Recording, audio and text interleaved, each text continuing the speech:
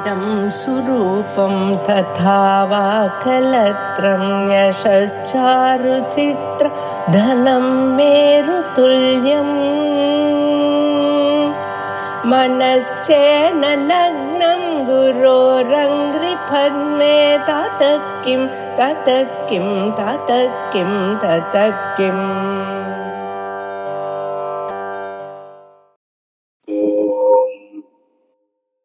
श्री गुरुभ्यो नमः। हरि ओम। हरिहरसुधनय्यनय्यप्प स्वामी शरणमय्यप्पा। सदाशिवसमारम्भां शंकराचार्य मध्यमाम् अस्मदाचार्यपर्यन्तां वन्दे गुरुपरम्परां। श्रुतिस्मृतिपुराणानामालयं करुणालयं नमामि भगवत्पादशङ्करं लोकशङ्करम्। ईश्वरो गुरुरात्मेति मूर्तिभेदविभागिने व्योमव्याप्तदेहाय दक्षिणामूर्तये नमः। लोकवीरं महापूज्यं सर्वरक्षाकरं वेगं पार्वती हृदयानन्दं शास्तारं प्रणमाम्यहम्। विप्रपूज्यं विश्ववन्द्यं विष्णुशम्भो प्रियं सुतं क्षिप्रप्रसादनिरतं शास्तारं प्रणमाम्यहम्। मत्तमातङ्गगमनं कारुण्यामृतपूरितं सर्वविघ्नहरं देवं शास्तारं प्रणमाम्यहम्। अस्मत्कुलेश्वरं देवम् अस्मच्छत्रुविनाशनम् अस्मदिष्टप्रदातारं शास्तारं प्रणमाम्यहम्। पाण्ड्येश वंशतिलकं केरल केलि विग्रहम् आर्तत्राणपरं देवं शास्तारं प्रणमाम्यहम्।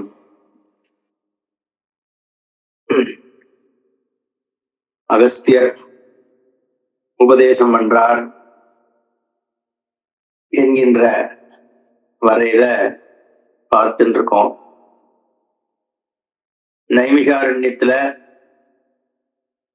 சூத பௌராணிகர் வியாசாச்சாரியாள்கிட்ட இருந்து எல்லா புராணங்களையும் கேட்டறிஞ்ச மகாவித்பன்னரானவர் சௌனகாதி முனிவர்களுக்கு பூதநாத சரித்திரத்தை உபதேசிச்சுட்டு இருக்கார். அதுலதான் இது மாதிரி தர்மசாஸ்தாவானவர் ராஜசேகர பூபதிக்கு உபதேசங்களை பண்ணிட்டு அந்தர்தனமானார் அப்படிங்கிற வரைக்கும் பார்த்தோம். அப்போ இங்க சௌனகர் இது வரைக்கும் சொன்னதுக்கு அப்புறம் சூத பௌராணிகர் சொன்னதுக்கு அப்புறம் சௌனகர் கேட்கிறார், சூதரே மகாபுருஷரே, ரொம்ப தன்யர் நீர், எங்களுக்கு இப்படிப்பட்ட ஒரு அற்புதமான உபதேசத்தை பண்ணிட்டு இருக்கேள். இதுல எங்களோட மனசு ரொம்ப சந்தோஷத்தை படுறது, ஆனந்தமான நிலையை அடைஞ்சிருக்கு. சாட்சாது ஹரிஹரபுத்திரனாகிய அந்த பூதநாதன் மணிகண்டனாக பூமியில் அவதாரம் பண்ணி எப்படி தன்னுடைய ஆலய நிர்மாணம் முதலானவற்றை தானே நிர்ணயம் பண்ணி எங்க பண்ணணும், எப்படி பண்ணணும், என்ன மாதிரி உபாசிக்கணுங்கிறதெல்லாம் சொன்னாருங்கிறதெல்லாம் கேட்க கேட்க ஆச்சரியமா இருக்கு. இன்னமும் அந்த தர்மசாஸ்தாவினுடைய சிறப்பெல்லாம் கேட்கணும்னு ஆசைப்படுறோம். அதனால விஸ்தாரமா எங்களுக்கு இன்னும் சொல்லணும். பாண்டிய ராஜாவுக்கு ஞானோபதேசம் பண்ணார். ஆனா கர்மகாண்டத்தை பட்டும்படாம சொல்லிட்டு விட்டுட்டார். ஏன்னா கர்மாக்கள், பலவிதமான கர்மாக்கள் பின்னாடி செய்யப்படுறதெல்லாம் இருக்கு. பித்ரு கர்மாக்கள், பிண்ட கர்மாக்கள், தீர்த்த யாத்திரைகள், இதெல்லாம் பல விஷயங்களை அவர் ஞானோபதேசம் பண்ணுற சந்தர்ப்பத்துல சொல்லலையே. இதெல்லாம் கொஞ்சம் நீங்க விஸ்தாரமா சொல்லணும் அப்படின்னு சௌனகர் விஞ்ஞாபிச்சுக்கிறார். உடனே சூத பௌராணிகர், முனிவர்களே, உங்களுக்கு சம்சாரத்திலிருந்து நிவர்த்தியாக வேண்டிய காலம் வந்துடுத்து. அதனாலதான் இப்படி ஒரு பக்தி சாஸ்தா மேலையும் இந்த பலவிதமான கர்மாக்கள் மேலையும் உங்களுக்கு ஸ்ரத்த வர்றதுக்கு அதுதான் காரணம். அதனால எனக்கும் ரொம்ப சந்தோஷமாச்சு. நீங்க சரியான கேள்விகளை கேட்கிறேன். அதனால உங்களுக்கு இதுக்கான விஷயங்களை நான் சொல்றேன் அப்படின்னு சொல்ல ஆரம்பிக்கிறார். அந்த தாரக பிரம்மமானது பலவிதமாக அவதாரம் எடுக்கிறது. ஏன்னா அந்த பிரம்மவஸ்து ஞானத்தினால அடையக்கூடியதுதான். ஞானம் வழியாக தான் உலகத்தை உத்தரணம் பண்ணணும். ஆனா அந்த ஞானத்துக்கு வர்றதுக்கு பலவிதமான யோக்கியதாம்சங்கள் ஜீவன்களுக்கு தேவைப்படுறது. அப்போ அதுக்கு கர்மாக்களையும் ஒழுங்கா செஞ்சுட்டு வரணும். இத மாதிரிலாம் செய்பவர்களுக்கு தார்மீகர்கள்னு பேரு. அந்த தர்மத்தை அனுஷ்டிக்கிறவர்கள்னு. பிரவிற்த்தி மார்க்கம் நிவர்த்தி மார்க்கம்னு 2 மார்க்கமான ஸ்ரேயோ தர்மங்கள்.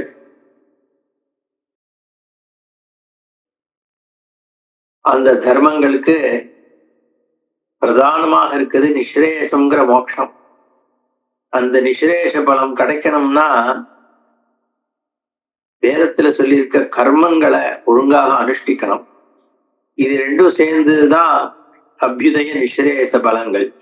அபியுதயம் என்கின்றது புதிதான உலகம், ஸ்வர்க்கம் முதலானவைகள் அபியுதயம். நிஸ்ரேஷம் என்பது மோட்சம். இது 2த்துக்குமான கர்மாக்கள் தர்மங்கள் வேதத்துல சொல்லியிருக்கு. அந்த தர்மானுஷ்டானங்கள் பண்றதுக்கு தான் தார்மீகமான வாழ்க்கையின் பெயர். தர்மோ ரக்ஷதி ரக்ஷிதா. ரட்சிக்கப்பட்ட தர்மம் தான் நம்மள ரட்சிக்கும். அந்த மாதிரி ஒரு தர்மத்தை ரட்சிக்கணும்னா க்ஷத்திரியர்கள் ராஜாக்கள்லாம் தோன்றி உலகத்துல இருக்கிற தீய சக்திகள் எல்லாம் அழிச்சு தர்மம் அனுஷ்டிக்கிறதுக்கு தேவையான ஒரு சந்தர்ப்பங்களை சௌலபியத்தை ஏற்படுத்தி கொடுக்கணும்.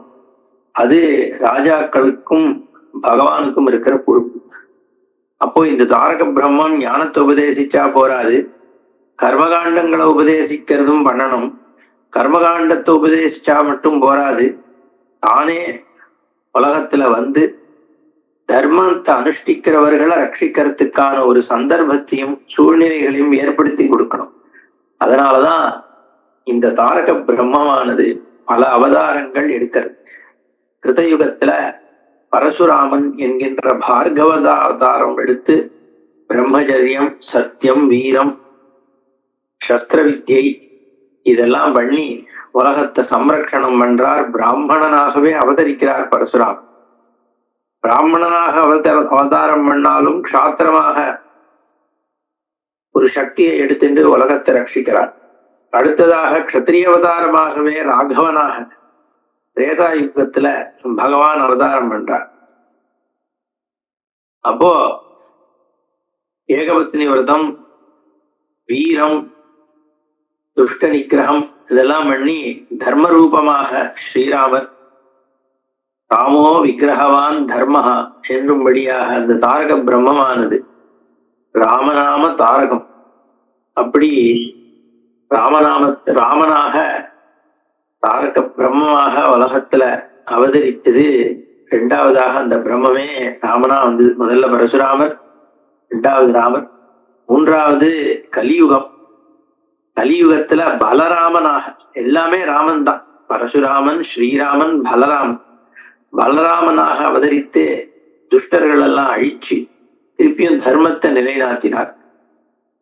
அதுக்கப்புறம் இந்த கலியுகத்துல அதே தாரக பிரம்மமானது மகிழ்ச்சிய வதம் பண்ணி பக்தர்களை காக்கிறதுக்காக, தர்மத்தை நிலைநிறுத்துறதுக்காக ஹரிஹர புத்திரனாக இங்க மணிகண்டனாக பூர்ணாவதாரமாக வந்து ஞானத்தையும் உபதேசித்து கர்மகாண்டத்தையும் உபதேசித்து தர்மத்தையும் சாசனம் பண்ணி சரியாக நிலைநிறுத்தி மகிழ்ச்சி முதலான ராட்சசர்களை கொன்று தர்மம் ஃபாலோ பண்றதுக்கு, அனுசரணம் பண்றதுக்கு, அனுஷ்டானம் பண்றதுக்கான ஒரு சூழ்நிலையை ஏற்படுத்தி கொடுக்கிறார். அதனால பூர்ண அவதாரமாக ஏற்படுத்தினவர் இவர் அப்படின்னு தூத பௌராணிகர் விஸ்தாரமா சொல்றார். ஆனா அந்த ராஜாக்கு கர்மகாண்டத்தை முழுசா அவர் உபதேசிக்கிறார். ஏன்னா அவளுக்கு என்னென்னத்தை உபதேசிக்கணுமோ அதை தான் பண்ணணும். ஞான காண்டத்தை எல்லாருக்கும் உபதேசிக்கலாம். கர்மாவை பொறுத்த வரைக்கும் யார் எந்த கர்மாவை பண்ணணுமோ எப்ப பண்ணணுமோ அப்ப அதுதான் உபதேசிக்கணும். அதனால இவன் க்ஷத்திரிய ராஜா. இவனுக்கு அந்த யோகிதா அம்சம் அவனுடைய பிறப்புனால மட்டும்ன்றதுனால இல்ல, அவன் இருந்த தன்மையினால, அப்ப இருந்த சூழ்நிலையினால அவனுக்கு கர்மகாண்ட அவசியம் இல்லைங்கிறதுனால அங்க உபதேசிக்கலை. எங்க உபதேசிக்கணுமோ அங்கதான் பகவான் உபதேசிப்பார் அப்படின்னு சூத பௌராணிகர் சொல்றார். அகஸ்திய முனிவர் அதுக்கப்புறம் சரியான சந்தர்ப்பம் வரும்பொழுது கர்மகாண்டத்தை அகஸ்திய முனிவர் அனுப்பி உபதேசிக்க வைக்கிறார் அதே ராஜாக்கு. அப்போ பகவான ஆசிரியிக்கும் பொழுது என்ன தேவையோ அந்த தேவையான சந்தர்ப்பத்துல யாரையாவது அனுப்பி செஞ்சு வைப்பாருன்றது இதுலயும் தெரியாது. அதனால அந்த ராஜா என்ன ஆச்சு, மணிகண்டன் மறைஞ்சதுக்கு அப்புறம் ராஜாவால தாங்க முடியல. என்னதான் உபதேசம் பண்ணார் மணிகண்டன், எத்தனையோ பிரம்ம விஷயங்கள், கர்ம விபாகம், கர்மா விபாகம், வர்ண விபாகம், பக்தி விபாகம், இப்படி விஷயங்கள்லாம் சொல்லியும் பிரம்மத்தை பத்தி எல்லாம் சொல்லி நானே பிரம்மம்லாம் காமிச்சதுக்கு அப்புறமும் கூட மனசு அதுல போய் லயிக்க மாட்டேது. திருப்பியும் இங்கேயும் எங்கேயும் எறும்பு மாதிரி ஓடிட்டு இருக்கான். கோவில் கட்டுறதையும் மறந்து விட்டார், ராஜ்யமும் நடத்தல. இப்படி ரொம்ப ஒரு கிளேசமான நிலையில இருக்கும் பொழுது அகஸ்தியர் ஒரு பிராமண வடிவத்துல அங்க சேர்றார். அவரை வரவேற்று, அவருக்கு ஏதோ ஒரு பிராமணன் வந்திருக்கார், அதனால அர்க்கியம் கொடுத்து, பாத்தியம் கொடுத்து, ஆச்சமணியம் கொடுத்து, குளிக்கிறதுக்கெல்லாம் வசதி பண்ணி கொடுத்து, புது வஸ்திரங்கள்லாம் கொடுத்து, அவருக்கு சந்தன குங்குமங்கள்லாம் கொடுத்து உபச்சாரம் பண்ணி சாப்பாடு போட்டுட்டு உட்கார வச்சுட்டு பேசுறார். புத்திரகதோசி தன்யாத்மன் சுத்தம் கர்த்துஞ்சனப்புரம் கோபவான் அதி தேஜஸ்வி பத சத்யம் மகாமதே சூர்யோ வா வன்னி தேவோ வா மிருகாங்கோ வா தயாநிதே பூதேஷாக்கியோ மமேஷோ வா பரமார்த்தம் வதாதுனாம். புத்திரகதோசி கோவா பவான் அதி தேஜஸ்வி. இப்படி பிரம்மஸ்வரூபமாக, ஒரு அமிர்த ரூபமாக நிக்கிறேளே, இப்படி தேஜஸ்வி, உங்களோட தேஜஸ்வி என் கண்ணை கூசல். என்னுடைய அரண்மனைய இப்படி பரிசுத்தம் பண்றதுக்காக வந்திருக்கிற பிராமணத்தவர் நீங்கள் எந்த தெய்வம்? இப்படி ஒரு பிரகாசிக்கம் இருக்கணும்னா நீங்க சூரியனா, சந்திரனா, அக்னியா? யார் நீங்கள்? பார்க்கவே எனக்கு ஆச்சரியமான ரூபமாக இருக்கு, பரம தேஜஸ்வியா இருக்கு. மனசு உங்களை பார்த்த உடனே சந்தோஷப்படுறது. சொன்ன உடனே பிராமணன் சொல்றார், மனசு மயங்காத, நான் வேற யாரும் இல்ல, புலிகளோடு மணிகண்டன் வரும்பொழுது கூட நின்று உனக்கு விஷயங்களை சொன்னேன் அந்த அகஸ்திய முனிவன். உனக்கு கர்மகாண்டத்தை உபதேசிக்கிற நேரம் வந்துடுத்து அப்படின்னு அதை சொல்றதுக்காக மணிகண்டன் என்ன அனுப்பியிருக்கார். நான் அதை உனக்கு சொல்றேன்றார். ராஜசேகரன் ஆச்சரியப்பட்டான். ஆஹா, பகவானுடைய அனுகிரகம், மகாமுனிவரே நீங்களா இங்க வந்தது. எனக்கு பல சந்தேகங்கள் வந்திருக்கு, பல துக்கம் தொண்டையை அடைக்கிறது, என் புள்ள என்ன விட்டு போயிட்டாங்கிறது. யாராவது ஒருத்தர் எனக்கு இதிலிருந்து புத்திய விமோச்சனிக்க மாட்டாளான்னு ஏங்கின்னு இருந்தேன். என் கருணாமூர்த்தி மணிகண்டன் எனக்கு உங்களை அனுப்பி வச்சிருக்கான். என்னதான் சித் ஸ்வரூபம், நான் தான் எல்லாத்துக்கும் அந்தர்யாமியா இருக்கேன்லாம் சொல்லிட்டு மணிகண்டன் மறைஞ்சாலும் நான் பார்த்தது அந்த பையன் தானே, குழந்தையாக தானே பார்த்தேன். அப்படிதான் என் மனசுல அவன் தெரியறான். இப்ப எங்க இருக்கான் அந்த பையன்? எனக்கு சேவகனாக தாசனாக வேலை பண்ணானே, மடியிலிருந்து விளையாடினானே, மந்திரியாக இருந்து எனக்கு பல ஆலோசனைகள்லாம் சொன்னானே, ராஜ்யத்துல இருந்த கஷ்டங்கள் எல்லாம் நீக்கினானே. அப்படி இருக்கிற ஒரு புத்திரன் இப்ப என்னை விட்டு போனது தெரியாமையா இருக்கான்னு சொல்றதெல்லாம் சரிதான். ஆனா எனக்கு அந்த பையனுடைய ஞாபகம் வாட்டு பிரிவு என்னால தாங்க முடியல, நான் என்ன பண்றதுன்னு தெரியலன்னு ஒரே புலம்புறான் ராஜா. அகஸ்தியர் சொல்றார், என்ன இப்படி புலம்புற? மாயையில மாட்டி தவிக்கிறியே. அவர்தான் சொன்னாரோன்னு சர்வாந்தரியாமியாக இருந்துட்டு இருக்கார். உள்ள தேடு, அங்க எப்பவும் இருக்கேன் அப்படின்னு சொன்னாரே. இப்படி நீ பண்ணிட்டு இருக்கிய, எனக்கு ஆனாலும் உன்னுடைய தன்மை புரியுது. ஏன்னா மனுஷனால அதை கிரகிச்சிக்க முடியல. என்னதான் சர்வம் ஈஸ்வரன் தான்னாலும் புத்தி அதை கிரகிக்க மாட்டேன், சகுணமாதான் கிரகிக்கிறது. அதனால சகுணத்தன்மையோட உபாசிக்கிறது பொழுதுதான் விஷயம் கொஞ்சம் கொஞ்சமாக பெரிதாக ஆகி நம்மளோட மனசு நிர்குணத்துல லயிக்க முடியும். காலதேச விஹீனம் ச நாமரூப விவர்ஜிதம் வஸ்து சர்வம் வியாபகந்து மணிகண்ட நிபோதய. தேசத்தையும் காலத்தையும் கடந்தவன். தேசம் என்றால் ஸ்பேஸ், டைமென்ஷன்ஸ், இங்கிருந்து அங்கேங்கிறது ஸ்பேஸ். காலம்னா டைம், ஸ்பேஸ் டைமுக்கு அப்பாற்பட்டவன் அந்த மணிகண்டன். நாம ரூபங்களுக்கு அப்பாற்பட்டவன். எல்லா நாமங்களும் அவனுடையது, ஆனா எந்த நாமமும் அவன் இல்லை. அப்படிப்பட்ட சர்வ வியாபகமான ஸ்வரூபந்தான் மணிகண்டன். அவன் ஒரு தனி ஆள் கிடையாது. ஆனாலும் சுத்த மனசோடு சகுணமாக மணிகண்ட ரூபமாக உபாசிக்க உபாசிக்கதான் நிர்குண பிரம்ம ரூபத்தை அடைய முடியும். நிஷ்காமமாக சத்குணமாக விளங்குகின்ற அந்த தாரக பிரம்மத்தை உபாசிக்கணும், பக்தியோட பூஜை பண்ணணும், நித்தியாவளியே நினைச்சுட்டு இருக்கணும். அந்த ஆனந்தமா அப்படியே வாழ்ந்துட்டு இருக்க கொஞ்சம் கொஞ்சமாக சகுணத்துல இருக்கக்கூடிய புத்தி நீங்கி நிர்குணத்துல போய் லயம் அடையும். சர்வ பாபங்கள்லாம் பஸ்மமாகும். பிரம்மத்தோடு போய் புத்தி லயிக்கும். கொட்ட கொட்ட குளவியோட மாறிடும். உலகத்துல பல விஷயங்கள்ல பார்க்கலாம்.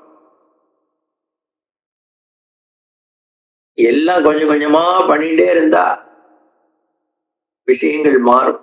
அப்படி சகுணமாக பண்ணிட்டு இருக்க நிர்குணத்துல போய் புத்தி நிற்கும் அப்படின்னு சொல்றார் அகஸ்தியர்.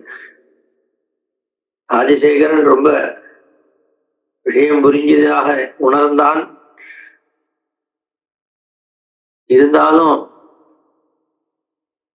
தனக்கு என்ன வழின்னு கேட்கிறான். ஏ முனிவரே, பரபிரம்மே என்னுடைய குழந்தையா வந்ததுன்னு சொல்றேன், ஆனா எனக்கு பாப விமோச்சனம் இல்லையே, நான் வேற என்ன பண்ணணும்?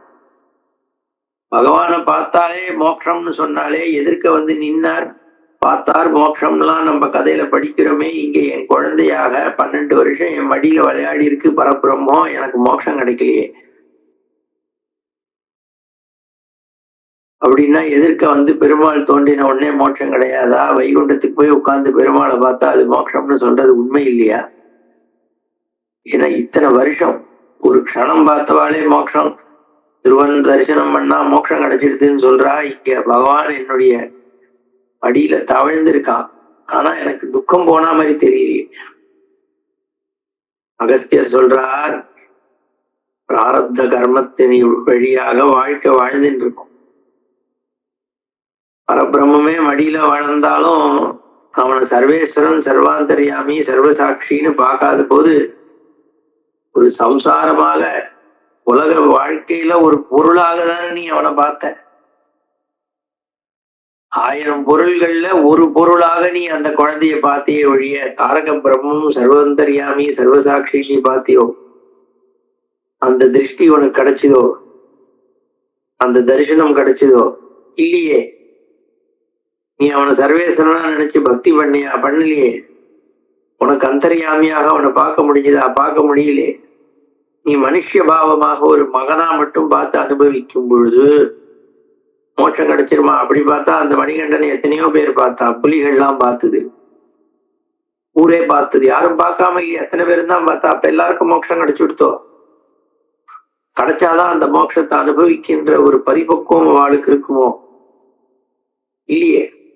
அப்போ பகவான் தன்னை காமிக்கின்றாலும் அதை பார்க்கக்கூடிய ஒரு சக்தி நமக்கு வேண்டும் இல்லையா? இல்லாட்டி அப்பேற்பட்ட ஒரு ரூபத்தை எப்படி தெரிஞ்சுக்கிறது? ஏன்னா எப்போ இருந்துட்டுதான் இருக்காரு நம்ம ரூபமாக, அந்தர்யாமியாக. நம்ம பார்க்கின்ற வஸ்துகள் எல்லாத்திலையும் பகவான் தான் இருக்கார். நமக்கு அதை பார்க்கிற சக்தி இல்லை. அந்த சக்தியை ஏற்படுத்திக்கிறவன் தான் பார்க்க முடியும். குழந்தையாக வந்துட்டாருங்கிறதுனால நீ மோட்சம் அடைஞ்சிருவேன் எப்படி சொல்றது? பெருமாளே எதிர்க்க வந்து நின்னாலும் அவர் தான் பெருமாள் தேவன் நந்து கோயா மறைக்குது எதிர்க்க சினிமா பார்த்துட்டு இருக்கேன்னுவான். பெரிய பக்தன் தான். கிரிக்கெட் மேட்ச் போயிட்டு இருக்கு, ஃபைனல் 2 overs இருக்கு, 26 ரன் எடுத்தா ஜெயிக்க முடியும், 4 விக்கெட் கையில இருக்கு, விராட் கோலி விளையாடிட்டு இருக்கான். அந்த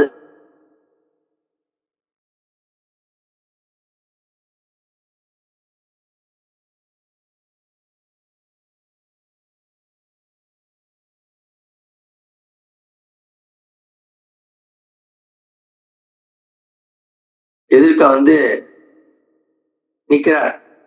2 ஓவர்ல 26 ரன் அடிக்க முடியுமா முடியாதா? விக்கெட் விழுந்துருமா இல்லையா? அந்த சந்தர்ப்பத்துல பகவான் வந்து எதிர்க்க நின்றார்னா, கொஞ்சம் இருங்க வெயிட் பண்ணுங்க, கொஞ்சம் தள்ளுங்க சுவாமி, 2 ஓவர் இதை முடிச்சுட்டு வந்துடுறேன், அது வரைக்கும் கொஞ்சம் வெயிட் பண்ணுங்கன்னு தானே சொல்லுவோம்.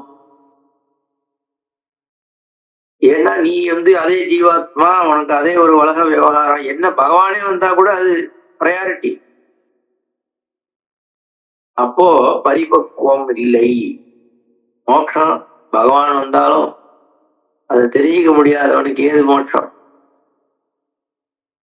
அதனால பாப கணக்கு தீரல உனக்கு, இன்னும் உன்னுடைய பிராரப்தமே தீரல. அதனால மணிகண்டன் தெய்வம்னு நினைக்கணும், நினைக்கல. குருன்னு நினைக்கணும், அதுவும் நினைக்கல. ஆனா மணிகண்டனுடைய குருவை பாருங்க, அவர் என்ன பண்ணார்? பரபிரம்மன் தான் அதுன்னு தெரிஞ்சின்றார், அதுலயே மனசு லயிக்கப்பட்டார், மோட்சத்தை அடைஞ்சார், பலன் பெற்றார். ஏன்னா அந்த ஈஸ்வரனுடைய தன்மையை தெரிஞ்சுக்கிறது தான் முக்கியம். நீர் என்ன பண்ணீர்? உன் புள்ள ஐயோ இவன் போய் எங்க புலிப்பால் கொண்டு வர போறதா, இவனுக்கு ஏதாவது ஆச்சுன்னா என்ன பண்றதுன்னு சாமானிய மனுஷனாதானே பார்த்தீர். அதான அப்ப எப்படி உங்களுக்கு வந்து தாரக பிரம்மத்தை மோட்சம் கொடுக்கிற தன்மையா மாற்ற முடியும்? ஏவம் து தாரகம் பிரம்ம ராமம் ராஜீவலோச்சனம் அலாலயத் தசரதः புத்திர பாவேன பூமிப ததாபி பிரம்ம சாபான்னமோசிதः துவஜநந்தனः யாகாதி கர்மணா ராஜாதி சம்பிராப்தவானபி சம்பிராப பிண்டதானேன விதேர் லோகம் புனக்ஷணாது. இன்னொரு விஷயம் சொல்றேன் கேளுங்க அப்படின்னு அகஸ்தியர் சொல்றார். இதே மாதிரிதான் தாரக பிரம்மமானது. ஏவந்து தாரக பிரம்ம ராமம் ராஜீவலோச்சனம், தாமரை கண்ணனாகிய ராமச்சந்திர மூர்த்தியாக தசரதன புத்திரனாக தசரத புத்திரபாவேன பூமிப பிறந்தார். அலாலயத்து கொஞ்சப்பட்டார், அவரால் வளர்த்தப்பட்டார். ததாபி பிரம்ம சாபா அன்னமோசிதா. அப்படி இருந்தாலும் பிராமண சாபத்திலிருந்து மோட்சம் கிடைக்கலையே தசரதனுக்கு.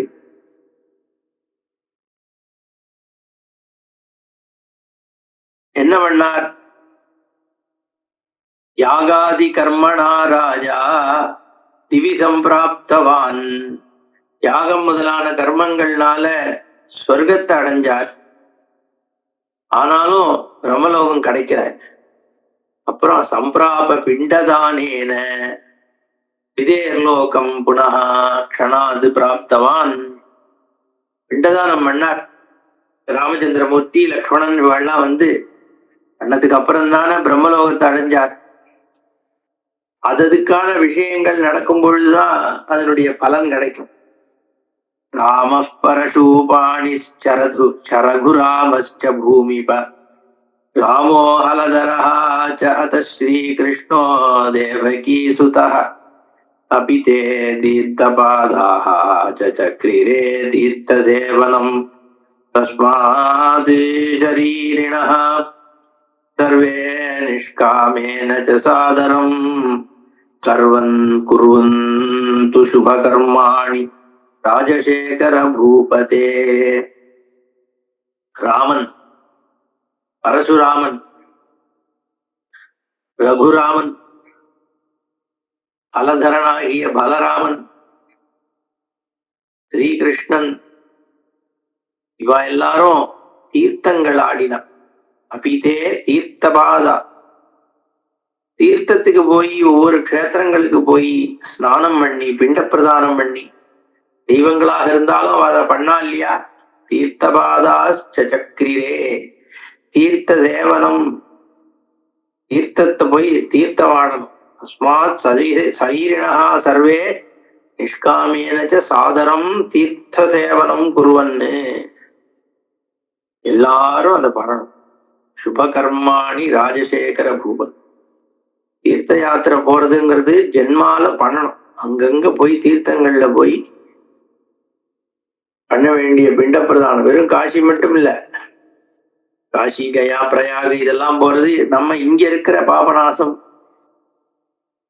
அதே மாதிரி பம்பா, பல தீர்த்தங்கள் இருக்கு. ராமேஸ்வரம், சமுத்திரம், தர்ப்பணங்கள் பண்ணணும், பிண்ட பிரதானம் பண்ணணும், தீர்த்தங்கள்ல போய் ஸ்நானம் பண்ணணும். பண்ணதான் பாபம் போகிறது. எவ்வளவுக்கு எவ்வளவு சுத்தி ஆகிறதோ தேகம் சுத்தி ஆகும், மனசு சுத்தி ஆகும், இந்திரியங்கள் சுத்தி ஆகும், நம்மளுடைய ஆறா மாறும். பாப்பங்கள் நிறைய இருக்கு. நம்ம சாப்பிடுற சாப்பாடுலயே பாப்பம் வந்து ஒட்டிக்கிறது, போடுற உடைகள்ல ஒட்டிக்கிறது, போகிற இடங்கள்ல மற்ற மக்களுடைய ஒரு ஆறா நம்மளை இன்ஃப்ளூயன்ஸ் பண்றது, நம்ம டிவியில பாக்குற விஷயங்கள் நமக்கு பாபத்தை கொண்டு வருது. எல்லாம் சேர்ந்து பாப மூட்டையை சுமந்துட்டு இருக்கோம். தீர்த்த யாத்திரையில தீர்த்தத்துல ஸ்நானம் பண்ணதான் இதெல்லாம் நீங்குது. அப்பதான் மோட்சம். வெறும்னா உட்காந்து புஸ்தகத்தை படிச்சா போராது, வெறும் உபன்யாசங்களை கேட்கறது மட்டும் போராது. பகவானே போதம் பண்றார். பூதநாத கீதைன்னு அவ்வளவு பெரிய கீதையில இத்தனை விஷயங்களை சொன்னார் ராஜசேகர பூபதிக்கு. இன்னும் கொஞ்சம் கூட ஞானம் இல்லாம புலம்பின்னு இருக்கான். ஏன்? அவனுக்கு பரிபக்குவம் இன்னும் வரல, சுத்தி ஆகல. அதனாலதான் சகுணாராதனம் பக்தியா நிஷ்காமேன கரோதியா நிர்குணே தஸ்ய ஹிருதயம் லயிஷ்யதீன சம்சயம். சகுணாராதனம் பக்தியோட பண்ணணும். சகுண ரூபமா பகவான் ஆராதிக்கணும். அத்வைதினா பூஜை பண்ணக்கூடாதுன்னு நினைச்சுக்கிறான். மத்தவனும் அப்படி சொல்லிட்டு இருக்கான். போ, இவாள்லாம் பண்ண மாட்டா. திட்டத்துக்கு என்ன சொல்றா, என்ன எப்படி சொல்றான்னு புரிஞ்சுக்கிறதே கிடையாது. சும்மா திட்ட வேண்டியது. உனக்கு எல்லாம் அத்வைதியினுடைய பாவம் தெரிஞ்ச மாதிரி நாஸ்திகன்லாம் திட்டுறான். இந்த சைவன்னு சொல்லிட்டு சில பேர் என்ன துவேஷம். சகுணாராதனம் தான் பிரதானம். அதனாலதான் ஆச்சாரியால் அத்தனை சுவாமி மேலேயும் அத்தனை ஸ்தோத்திரங்கள், அத்தனை விஷயங்கள் பண்ணியிருக்கான். சகுணம் நிர்குணம் ரெண்டுமே பிரம்மந்தான். இது பொய்ன்றது நிர்குண திருஷ்டியா, இது மாயை நிச்சயம், அதுவும் உண்மை. விவகாரத்துல இது இருக்குங்கிறதும் உண்மை. ரெண்டு உண்மை. அதை புரிஞ்சுக்கிறவன் தான் ஞானி. அதுக்கப்புறம் அகஸ்தியர் சொல்றார், பகவான் சொன்ன மாதிரி தாரக பிரம்மத்துக்கு கோவில் கட்டுறதுக்கு முதல்ல ஏற்பாடு பண்ணியா? சுவாமி சொல்லிட்டு போயாச்சு, நீ பாட்டு உட்கார்ந்து இருக்கிய. நிஷ்காமியமாக பஞ்ச யஜ்யங்களை பண்ணி வாழ்ந்துட்டு வாங்கோ. அப்படி பண்ணும் பொழுது தானாவே மனசு போய் தாரக பிரம்மத்துல லயிக்கும். உடனே மோட்சம் கிடைச்சிரும். பகவான் மோட்ச விஷயத்தை உங்களுக்கு சொல்லிட்டு போனாரே ஒழிய இந்த மாதிரி கர்மாக்கள் பஞ்ச யஜ்யங்கள் பண்றது விஷயங்களை சொல்லாததுனால நீர் இப்படி கவலையில இருக்கீர். அதனால இந்த பஞ்ச யஜ்யங்களை பண்ணுங்க. அது என்ன பஞ்ச யஜ்யம் சொல்றேன்? பிரதமம் து குரோர் பூஜா, த்விதீயம் பித்ருபூஜனம், திருத்தீயம் தேவதா பூஜா, ஆதித்யம் சதுர்த்தகம், ஆத்ம பூஜா பஞ்சமம் ச பஞ்ச யஜ்ஞா பிரகீர்த்திதாக. 5 யஜ்யங்கள் என்ன? முதல்ல குருவனுடைய பூஜை. எப்பவுமே குரு பூஜை தான் முதல்ல. சத்குருவனுடைய சரணம் தான் மோட்சத்தை கொடுக்கும். அதனால குருட்டேந்து ஆரம்பி.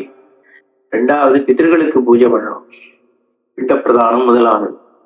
மூணாவது தேவதா பூஜா, சால கிராமமோ ஒரு பானலிங்கமோ இல்ல பஞ்சாயத்தனமாகவோ வச்சுட்டு பூஜை பண்ணணும், இல்ல வேலை வச்சுட்டு முருகனுக்கு பூஜை பண்ணணும்.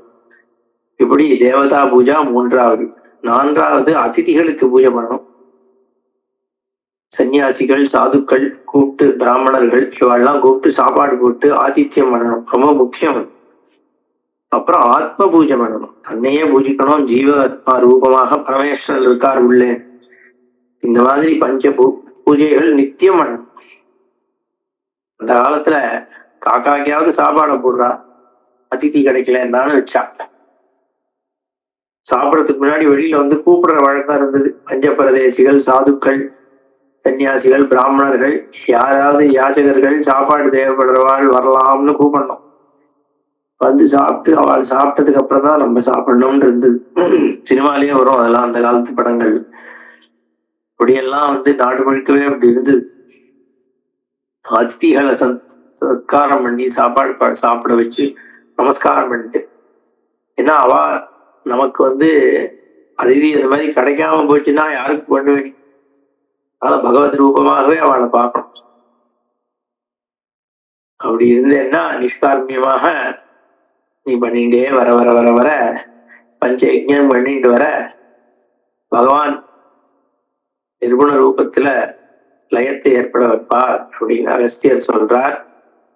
மேல அடுத்த செஷன்ல பார்ப்போம். ஓம் பூர்ணமத பூர்ணமிதம் பூர்ணாத் பூர்ணமுதச்யதே பூர்ணஸ்ய பூர்ணமாதாய பூர்ணமேவாவசிஷ்யதே. ஓம் சாந்தி சாந்தி சாந்தி. ஹரி ஓம் ஸ்ரீ குருभ्यो நமः. ஹரி ஓம் ஹரிஹரசுதனய்யனய்யப்ப சுவாமியே சரணமையப்பா.